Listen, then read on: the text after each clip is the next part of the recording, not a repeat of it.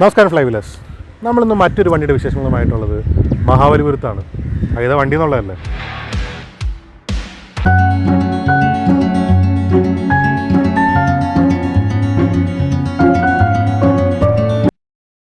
പുതിയ നിസാൻ്റെ മാഗ്നൈറ്റ്. ഇപ്പോൾ ഈ വാഹനത്തിനൊരു ഫസ്റ്റ് ലുക്ക് റിവ്യൂ നമ്മൾ കുറച്ച് ദിവസം മുമ്പ് കൊണ്ടുവന്നിട്ടുണ്ടായിരുന്നു. അതുകൊണ്ട് ഞാൻ അതിലേക്ക് കൂടുതൽ പോകുന്നില്ല. അപ്പോൾ വാഹനത്തിൻ്റെ എക്സ്റ്റീരിയർ ഡീറ്റെയിൽസും ഡിസൈനിനെ പറ്റിയിട്ടും ഇൻറ്റീരിയർ ഡീറ്റെയിൽസിനെ പറ്റിയൊക്കെ അറിയാനായിട്ട് ആ ലിങ്കിലേക്ക് പോവുക. അതിന് അവിടെ ഐ ബട്ടണിൽ കൊടുക്കാനായിട്ട് ആ ഡിസ്ക്രിപ്ഷനിലുണ്ടാവും. അപ്പോൾ നമുക്ക് കൂടുതൽ സമയം കളയുന്നില്ല ഇനി, കാരണം ഒന്നാമത് വൈകുന്നേരമായി, നമുക്ക് സമയം പരിമിതികളുണ്ട്. അതുകൊണ്ട് നമുക്ക് എത്രയും പെട്ടെന്ന് ഡ്രൈവിലേക്ക് കിടക്കാം. ഇനി ഞാൻ ഓടിച്ച് നോക്കാൻ പോകുന്ന ഇവരുടെ 2 മോഡൽസ് ഉണ്ട്. ഒന്ന് ഓട്ടോമാറ്റിക് ഗിയർ ബോക്സ് ആണ്, അത് CVT ഗിയർ ബോക്സ് ആണ്. രണ്ടാമത്തെ മാനുവലും, രണ്ടും സെയിം എഞ്ചിനാണ്. അപ്പോൾ നമുക്ക് ആദ്യം CVT ഗിയർ ബോക്സ് തന്നെ തുടങ്ങാം. So let's not waste time, let's go to the show. ഇത് ഞാൻ നന്ദു ആൻഡ് ഇന്നുള്ളത് നമ്മുടെ നിസാൻ മാഗ്നൈറ്റ്. നമുക്ക് ഡ്രൈവിലേക്ക് പോകാം.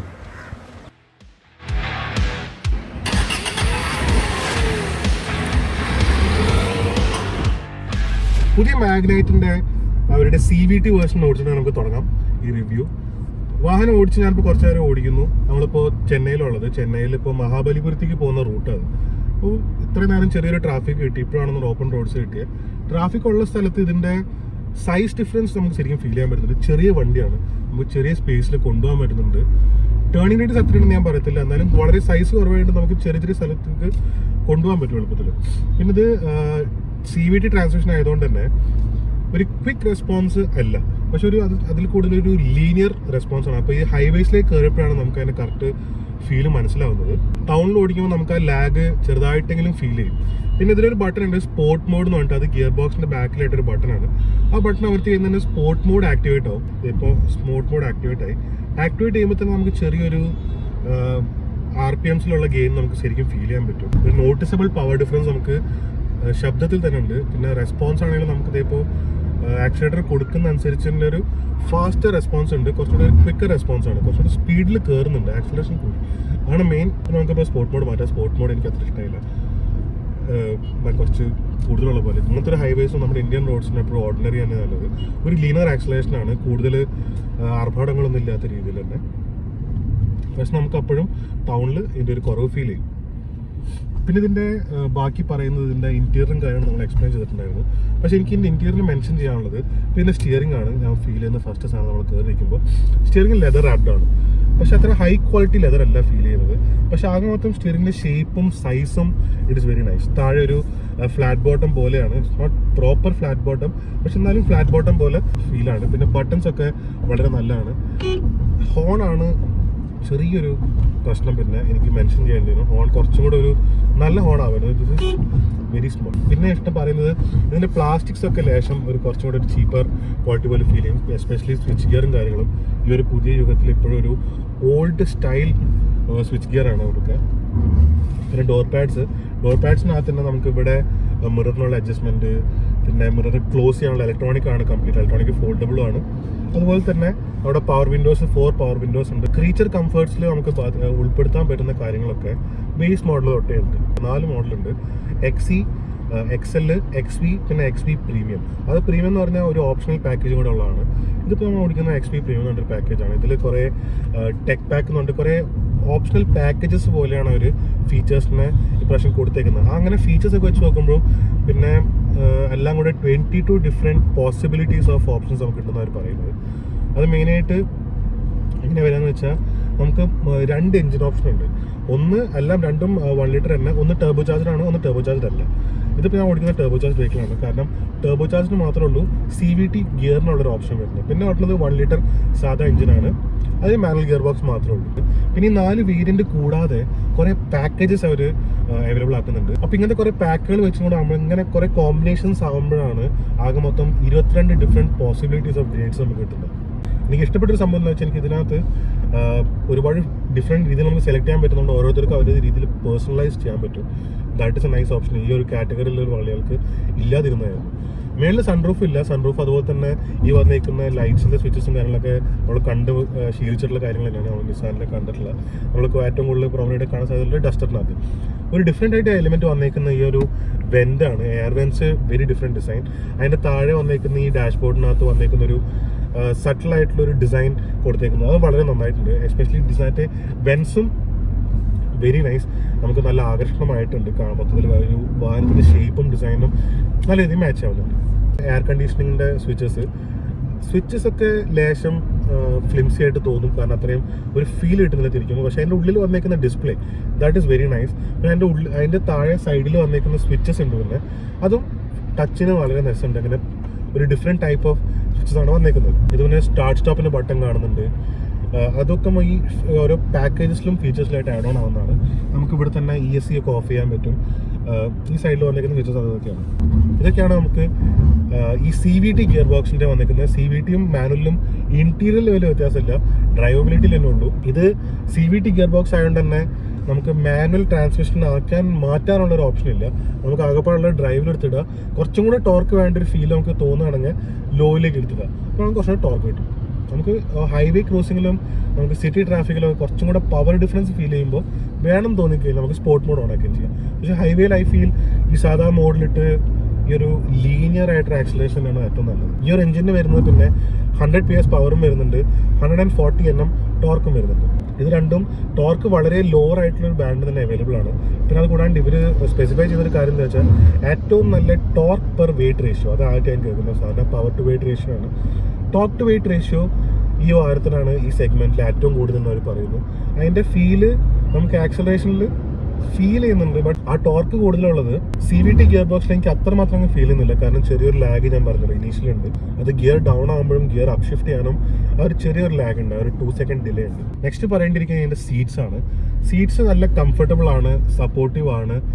എന്നെ പോലെ നല്ല സൈസുള്ള ഒരാൾക്കും അധികം ഡിസ്കംഫർട്ടബിൾ ആയിട്ട് ഫീൽ ചെയ്യുന്നില്ല. ചെറിയ ആൾക്കാർക്ക് നല്ല കംഫർട്ട് ആയിരിക്കും, ഇത് കറക്റ്റ് സീറ്റിംഗ് ആയിരിക്കും. കാരണം എനിക്കിവിടെ ചെറുതായിട്ട് ഈ സൈഡിലുള്ള ബോൾസ്റ്റേഴ്സ് സൈഡിൽ വയറിലേക്ക് ഇങ്ങനെ തട്ടി വെക്കുന്നത് അതിൻ്റെ തടികളുകൊണ്ടാണ്. സീറ്റിൻ്റെ പൊസിഷൻ, വ്യൂ, ബാക്കി നമുക്ക് ചുറ്റുമുള്ള വ്യൂ എല്ലാം അടിപൊളിയാണ്. നമുക്കിപ്പോൾ ഈ ഗ്രീൻ റൂം അത്യാവശ്യം ഇവിടെ വരെ സില്ല് നിൽക്കുന്നതുകൊണ്ട് നമുക്ക് നല്ല വ്യൂ കിട്ടുന്നുണ്ട്. പുറത്തേക്ക് നമുക്ക് കാണാൻ പറ്റും, അത്യാവശ്യം വ്യൂ ഉണ്ട്. ഫ്രണ്ടിലേക്കാണെങ്കിൽ നമുക്ക് ബോണറ്റിൻ്റെയും 2 അറ്റങ്ങളും കാണാൻ പറ്റും. അതുകൊണ്ട് നമുക്ക് വാഹനത്തിൻ്റെ അളവ് കറക്റ്റായിട്ട് മനസ്സിലാകാൻ പറ്റും. പിന്നെ സീറ്റ്സിന് വേറെ പറയാനുള്ളത് അത്യാവശ്യം തൈ സപ്പോർട്ട് ഉണ്ട്. നമുക്ക് ഡിഫറെൻറ്റ് അറേഞ്ച്മെൻറ്റ്സ് ഉണ്ട്, ഫ്രണ്ടിലേക്കും ബാക്കിലേക്കും. ഹൈറ്റ് അഡ്ജസ്റ്റബിൾ ആണ്, ഇതും മാറ്റാൻ പറ്റും. അതിൻ്റെ കൂടെ തന്നെ സ്റ്റിയറിംഗ് ഉണ്ട്. സ്റ്റിയറിംഗും നമുക്ക് മേളിലോട്ടും താഴോട്ടും ആക്കാൻ മാത്രമേ പാടുള്ളൂ. ഡ്രൈവിംഗിൽ ഇത് മാറ്റാൻ പാടില്ല എന്ന് പക്ഷേ കാണിച്ചൊന്നും പറഞ്ഞു. പിന്നെ പറഞ്ഞിരിക്കുന്നത് ഒരു ടെക് പാക്ക് ഒക്കെ ഉള്ളത് കാരണം വയർലെസ് ചാർജിങ് ഉണ്ട്. പിന്നെ വയർലെസ് ചാർജിങ് കൂടാണ്ട് തന്നെ ഈ ടെക് പാക്കിൽ വേറെ കുറേ ഓപ്ഷൻസ് വരുന്നത് എന്താ വെച്ചാൽ എയർ പ്യൂരിഫയർസ് ആണ്. നമ്മളിപ്പോൾ ഒരുപാട് വാഹനങ്ങളിൽ അങ്ങനത്തെ കുറേ ഓപ്ഷൻസ് കാണുന്നുണ്ട്. അപ്പോൾ ആ ഓപ്ഷൻസ് അവർ ഉൾപ്പെടുത്തിയിട്ടുണ്ട്. അത് ടെക് പാക്ക് എന്ന് പറഞ്ഞൊരു പാക്കേജ് ആയിട്ടാണ് കൊടുക്കുന്നത്.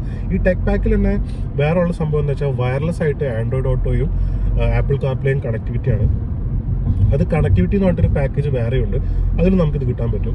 ഈ ബട്ടൺസ് നമുക്ക് ഈ ഒരു ഫ്ലോട്ടിംഗ് ഇൻഫോർടൈൻമെന്റ് സ്ക്രീനും താഴെയുള്ള ബട്ടൺസും ഫെമിലിയർ ആണ്. നിസാന്റെ വെഹിക്കിൾസ് നമ്മൾ ഇതിന് മുന്നേ കണ്ടിട്ടുണ്ട്.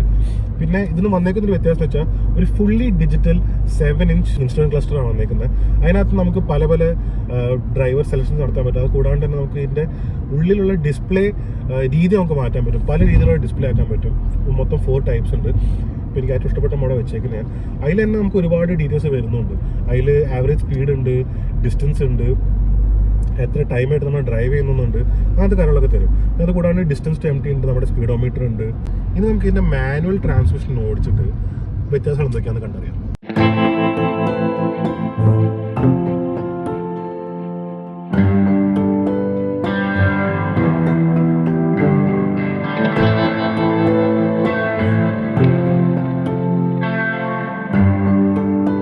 മാനുവൽ ട്രാൻസ്മിഷൻ വണ്ടി കിട്ടി, കുറച്ച് നേരം ഓടിച്ച് തുടങ്ങുമ്പോൾ തന്നെ ശരിക്കും ആ ഒരു വ്യത്യാസം നമുക്ക് മനസ്സിലാവുന്നുണ്ട്. മാനുവൽ ട്രാൻസ്മിഷൻ ആണ് എന്തുകൊണ്ടും ഈ വാഹനത്തിൻ്റെ നല്ലൊരു ഓപ്ഷൻ.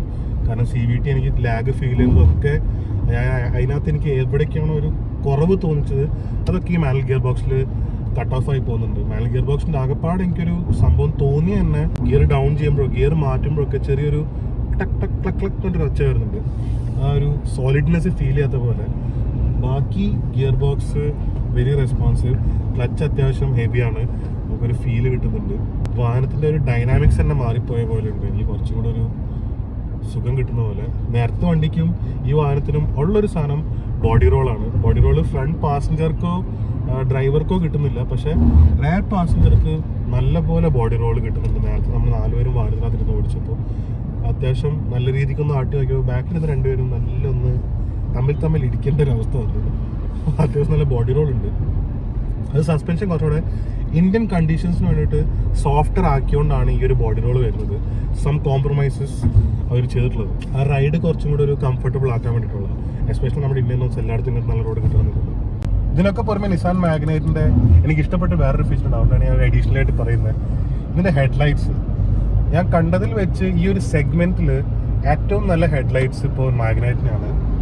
നമുക്ക് നോക്കിയാൽ തന്നെ കാണാം അത്യാവശ്യം നല്ല വെട്ടമുണ്ട്. പിന്നെ ഞാൻ വേറെ വെട്ടം കണ്ടിട്ടുള്ളത് സോണറ്റിലായിരുന്നു, പക്ഷെ സോണറ്റിനെക്കാളും കൂടുതൽ വെട്ടം മാഗ്നൈറ്റിന് കിട്ടുന്നുണ്ടെന്ന് എനിക്ക് ഫീൽ ചെയ്യുന്നു. ഇനി ഇത് ഇവിടുത്തെ അറിയത്തില്ല, പക്ഷെ വെരി ഗുഡ് ഹെഡ്ലൈറ്റ്സ് അത് പറയേണ്ടിയിരിക്കും. ഇതൊക്കെയാണ് ഇപ്പോൾ മാനുവലില് പ്രത്യേകിച്ച് എടുത്തു പറയാനുള്ളത്. ഞാൻ പറഞ്ഞ പോലെ മാനുവലാണ് കുറച്ചും കൂടെ എനിക്ക് ഡ്രൈവിംഗ് ഫേവറബിൾ ആയിട്ട് തോന്നിയാണ്, കാരണം ഡ്രൈവിംഗ് ഇഷ്ടപ്പെടാവുന്ന ഒരാളായതുകൊണ്ട്. പിന്നെ നേരത്തെ പറഞ്ഞ പോലെ തന്നെ കുറേ ഓപ്ഷൻസും പാക്കേജസും ആണ് മാഗ്നൈറ്റിന് അവർ പ്രൊവൈഡ് ചെയ്തിട്ടുള്ളത്. കാരണം മെയിനായിട്ട് കോമ്പറ്റീഷനായിട്ട് പിടിച്ചിരിക്കാൻ. ഇപ്പോൾ ഇതിന് കോമ്പറ്റീഷൻ മെയിനായിട്ട് വരുന്നത് ഈക്കോ സ്പോർട്ട് വരുന്നുണ്ട്, ടാറ്റ നെക്സോൺ, ഹ്യുണ്ടായി വെന്യൂ, കിയൻ്റെ സോണറ്റ്, ബ്രെസ, ഇതൊക്കെയാണ് ഇപ്പോൾ ഈ പുതിയ മാഗ്നൈറ്റിന് കോമ്പറ്റീഷനായിട്ട് വരാൻ പോകുന്നത്. അതുകൊണ്ട് തന്നെ ഇതിനൊക്കെ ഒരുപാട് വേരിയൻസും കാര്യങ്ങളും അവൈലബിൾ ആണ്. അപ്പോൾ ആ വേരിയൻസിന് നമുക്ക് മാച്ച് ചെയ്യാൻ വേണ്ടിയിട്ടാണ് ഇത്ര അധികം ഒരു ഓപ്ഷൻസ് കൊടുത്തേക്കുന്നത്. ഇപ്പോൾ ഓപ്ഷൻസ് മെയിനായിട്ട് ഒരെണ്ണമുള്ളത് ഓപ്ഷൻ എന്ന് പറഞ്ഞിട്ടൊരു പാക്കേജാണ്. അതിനകത്ത് കുറേ ക്രീച്ചർ കംഫർട്ട്സും കാര്യങ്ങളൊക്കെ വരുന്നുണ്ട്. മെയിനായിട്ടുള്ളൊരു ടെക് പാക്കാണ്. ടെക് പാക്കിനകത്ത് ഒരു എക്സ്ട്രാ കൊടുക്കുന്ന ഒരു വയർലെസ് ചാർജിങ്ങിൻ്റെ പാഡ്, എയർ പ്യൂരിഫയർ, JBLൻ്റെ സ്പീക്കേഴ്സ്, പഡിൽ ലാംപ്സും ആംബിയൻ ലൈറ്റിങ്ങും ഈ ഒരു സെഗ്മെന്റിൽ തീരെ കാണാത്തൊരു ഓപ്ഷനാണ്. ബാക്കി നമ്മൾ കണ്ടിട്ടുണ്ട്. അപ്പോൾ മറ്റേ ബാക്കി വേറെ കോമ്പറ്റേറ്റേഴ്സിന് വേറെ കുറേ ഓപ്ഷൻ ഉണ്ടെങ്കിലും ഇതൊരു ടെക്കി ആയിട്ട് ഒരാൾക്ക് വളരെ ആപ്റ്റായിട്ടൊരു പാക്കേജാണ് ടെക് പാക്ക് എന്ന് പറയുന്നത്. അതുകൊണ്ട് തന്നെ ഒരു ടാർഗറ്റ് ചെയ്യുന്ന കസ്റ്റമേഴ്സും വെരി പ്രോപ്പറായിട്ട് അവർ ചെയ്തേക്കുന്നത്. കാരണം അവർക്കാരും ഒരു ബയേഴ്സ് ആരാവാൻ പോകുന്നത്. അതുകൊണ്ട് തന്നെ ഒരു സ്റ്റൈലിങ്ങും ഡിസൈനും എല്ലാം അപ്പോൾ കുറച്ചും കൂടി ഒരു ന്യൂ ജനറേഷൻ എന്താ പറയുക ടെക് സാവി ആയിട്ടുള്ള ഒരു എക്സിക്യൂട്ടീവ് അല്ലെങ്കിൽ ഒരു കമ്പ്യൂട്ടർ ഫീൽഡിലുള്ള ഒരാൾക്കൊക്കെയാണ് ആയിരിക്കും ഈ വാഹനത്തോട് കൂടുതൽ ഇൻട്രസ്റ്റ് ഉണ്ടാവുക. കാരണം സ്പേസ് ഉണ്ട്, ഒരുപാട് ലോങ് ഡിസ്റ്റൻസ് ട്രാവൽ ചെയ്യാൻ പറ്റും. അത് അങ്ങനെയൊക്കെ തന്നെയാണ് നിസാൻ മാഗ്നൈറ്റ് അവർ ഡിസൈൻ ചെയ്തേക്കുന്നത്. ഈ വാഹനത്തിൻ്റെ പ്രൈസിങ് സ്റ്റാർട്ട് ചെയ്യുന്നത് ഏകദേശം 5.5 lakhs to 9 lakhs വരെയൊക്കെ ആയിരിക്കും. ഒരു 11 lakhs വരെ നോക്കാൻ പറ്റത്രയും പാക്കുള്ള കാരണം.